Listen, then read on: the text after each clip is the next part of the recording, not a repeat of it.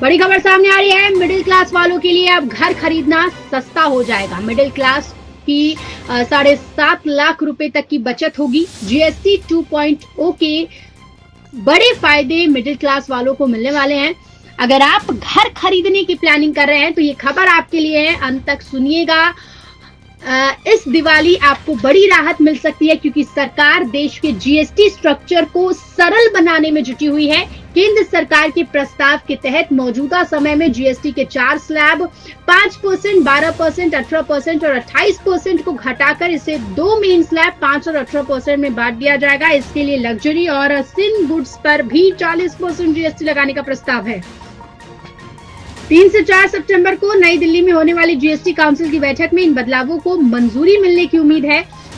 Experts का मानना है कि जीएसटी स्ट्रक्चर में सुधार से रियल एस्टेट सेक्टर को सबसे बड़ा फायदा होगा। सीमेंट, स्टील, टाइल्स और पेंट जैसी कंस्ट्रक्शन मटेरियल की कीमत कम होने की उम्मीद है, जिससे फ्लैट्स की कीमतें कम हो सकती है। मौजूदा समय में सीमेंट पर 28% और स्टील, टाइल्स और पेंट पर 18 से 28% टैक्स लगता है। अगर इन्हें 18% के स्लैब में डाल दिया जाए तो फ्लैट की कीमतें 150 रुपए प्रति स्क्वायर फीट तक कम हो सकती है, यानी 1000 स्क्वायर फीट के अपार्टमेंट पर 1.5 लाख रुपए तक की बचत हो सकती है।